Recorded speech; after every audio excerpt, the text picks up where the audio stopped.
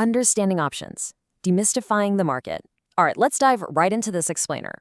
Look, if you've ever glanced at the options market and immediately felt like you were drowning in a sea of jargon and flashing numbers, you're definitely not alone. Today, we're unpacking exactly what options are, why they're so incredibly useful, and how you can actually make them work to your advantage. Are options just a high-stakes casino? We really need to confront this myth right out of the gate. So many investors out there believe that trading options is purely for, wild speculators chasing these massive risky payouts. But as we're going to see, that literally couldn't be further from the truth. Options are actually highly strategic, super flexible instruments that can be tailored to fit almost any investing style. We're drawing our insights today directly from Michael Sincere's book, Understanding Options. And what's really great about this source material is that instead of bogging us down with dense, lawyerly jargon and terrifying math, Sincere takes what he calls a kitchen table approach. So we're going to explore this subject as if we were just sitting right across the table from each other, having a clear, down-to-earth conversation about your money. Get this, right now, an estimated 5% of the population actually understands how options work. Just 5%. It's a tiny fraction, right? I mean, sure, it takes a bit of knowledge and some perseverance to grasp these concepts, but by the time we finish this explainer, you'll have a rock-solid foundation, effectively joining that exclusive club of knowledgeable traders. No big deal. Now, think about the two extremes of investing. On one side, you've got the timid saver, someone who's terrified of losing a single penny and just wants to buy and hold index funds forever. Then, on the totally opposite side, you have the aggressive speculator. Sincere actually mentions a dentist friend in our source text who was so hooked on the action, he dropped $4,000 on an options seminar just to chase those wild Vegas-style returns. Well, the beauty of the options market is that it caters to both of these mindsets perfectly. It's not just a playground for the gambler. Cautious savers use it heavily too. Section 1. 4 Powerful Options Strategies. The source material breaks down the real utility of options into these 4 primary uses: income, protection, hedging, and speculation. And what's absolutely fantastic here is that once you understand these 4 pillars, you realize you can construct strategies to make money in literally any market environment. Seriously, whether we're in a charging bull market, a crashing bear market, or just drifting sideways, there is a strategy for it. Let's look at that first one, income. If you're after a conservative cash flow, you can literally use options to rent out the stocks you already own to other people. It's kind of like owning a piece of real estate and collecting a rent check every month. In the options world, you can collect a cash payment from option buyers simply for holding onto the stocks that are already sitting in your portfolio. It is a fantastic, highly conservative way to generate consistent cash flow.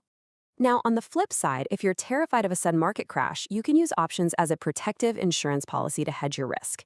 Let's say you have a huge position in a stock and you want to guarantee you don't lose your shirt if the market suddenly tanks. Well, you just buy an option. It acts exactly like car insurance or home insurance.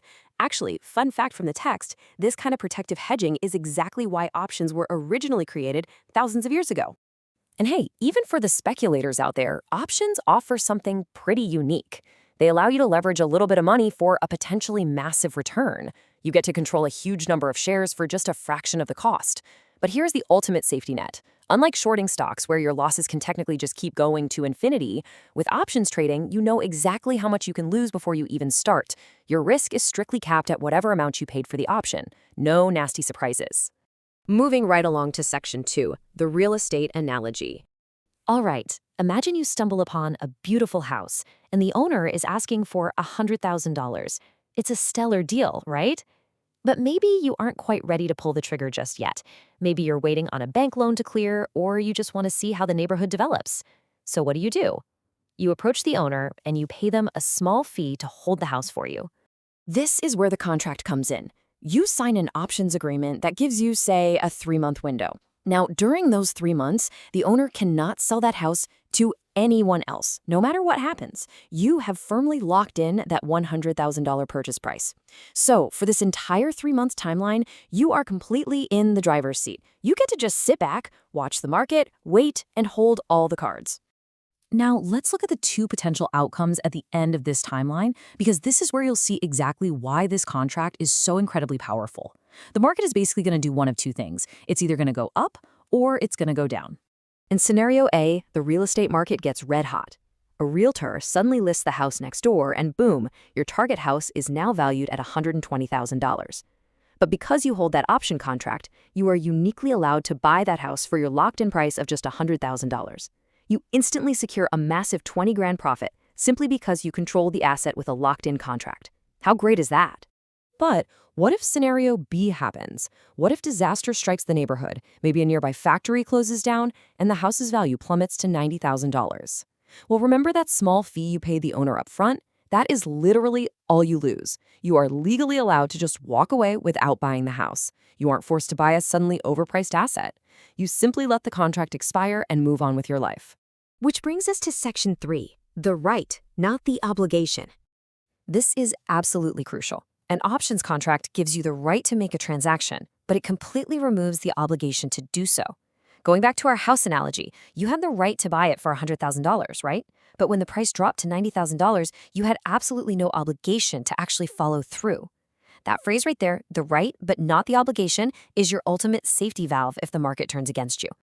And you might not even realize it, but these exact same types of contracts are written every single day on thousands of different products. We aren't just talking about stocks here. Options contracts are written for agricultural products like corn and soybeans, energy sectors like oil, real estate, and yes, even everyday retail goods like snow shovels.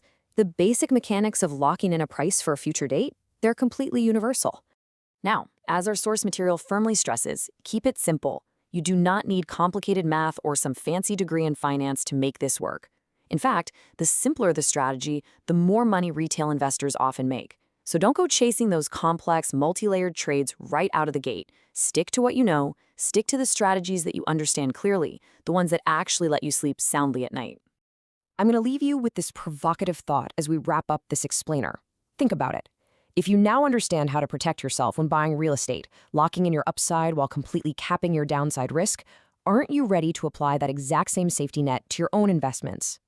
The tools are sitting right there waiting for you. It's time to stop fearing the market and start controlling it.